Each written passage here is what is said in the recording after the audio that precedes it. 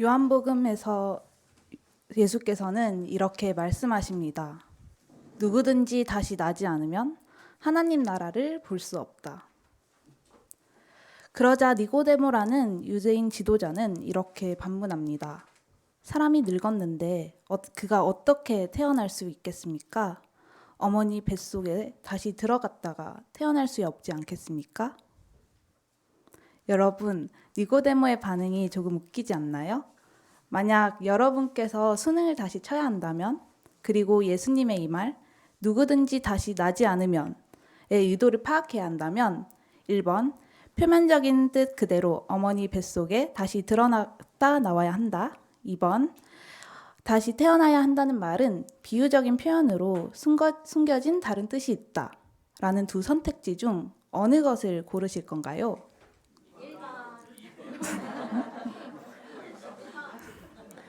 작가의 의도를 찾는 것을 무척이나 싫어했던 저조차도 예수님의 말씀이 말 그대로 다시 태어나야 한다는 게 아니라는 것을 쉽게 알 수 있었습니다. 니고데모가 지금 한국 학교를 다닌다면 출제자의 의도를 파악하지 못한다면 엄청나게 혼이 들 것 같다는 생각이 드네요. 하지만 우리가 니고데모를 어리석다 놀려주기 이전에 왜 니고데모가 이런 질문을 했을까라는 생각을 해봐야 할 것 같습니다. 힌트는 니고데모가 바로 유대인의 지도자에 있다는 것입니다. 여러분도 잘 아시다시피 유대인에게 가장 중요한 것은 율법이었습니다. 율법을 지키기 위해서는 당연히 율법을 따르는 행위가 뒤따르겠죠.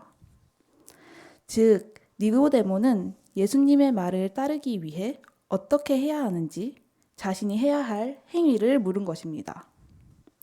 그러니 다시 태어나지 않으면 하나님 나라를 볼 수 없다는 예수님의 말씀에 자신이 무엇을 어떻게 해야 다시 태어날 수 있냐는 반문을 한 것입니다. 물론 니고데모의 반응은 좀 심한 것 같지만요.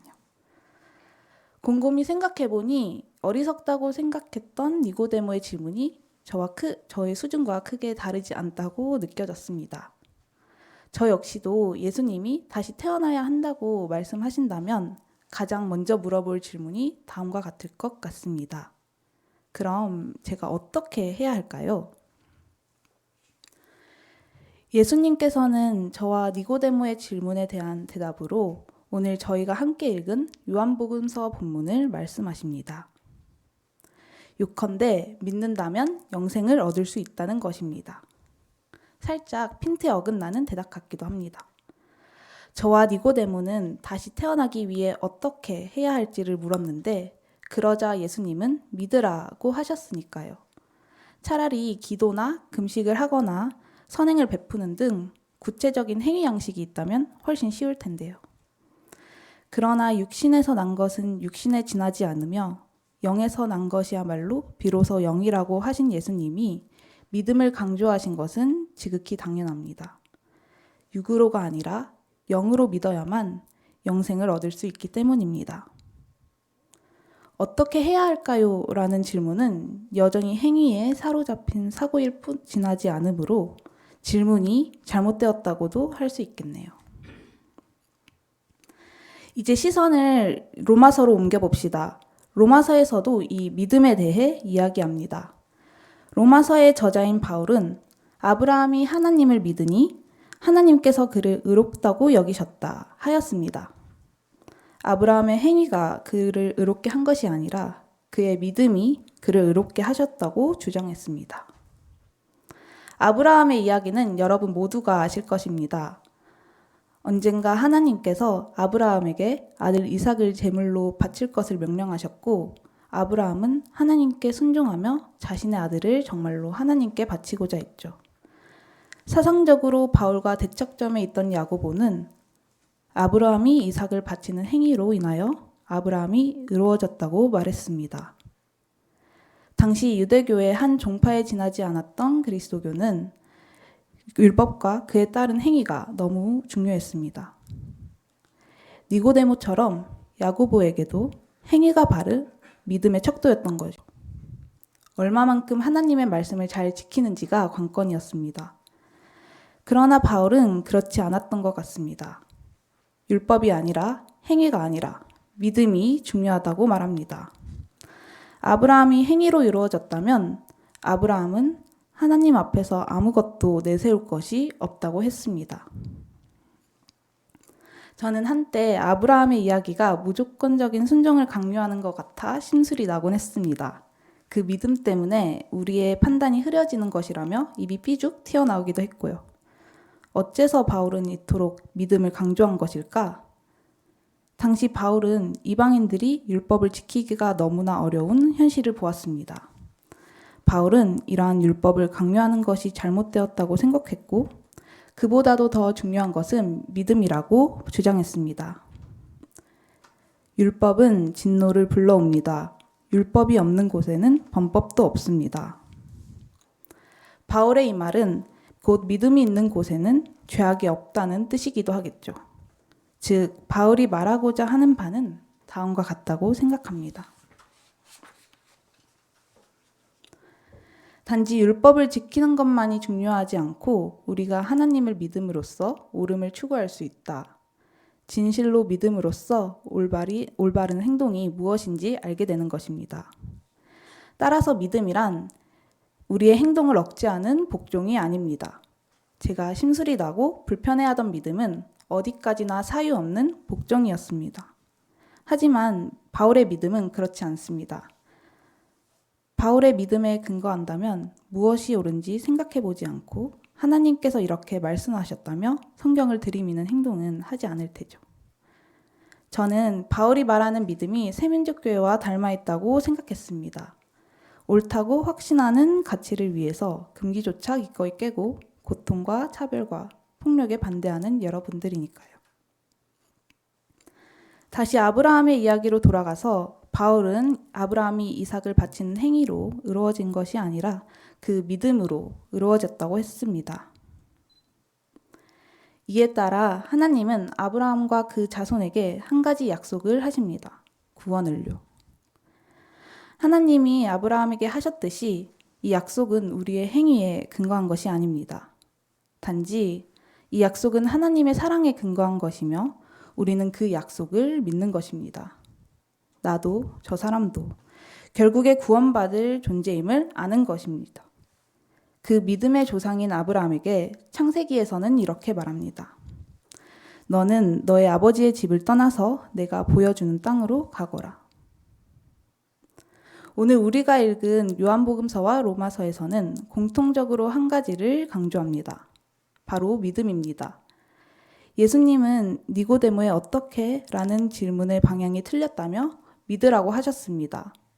바울도 아브라함이 이로운 이유가 율법이 아닌 믿음 때문이라고 했습니다.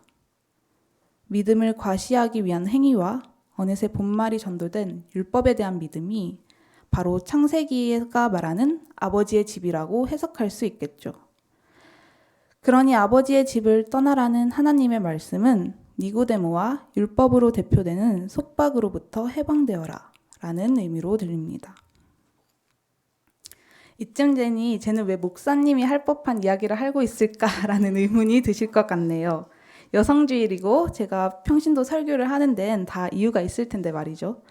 제가 연단에 선다고 해서 페미니즘이나 여성으로서의 삶을 나눌 것을 예상한 분이 계실지도 모르겠네요.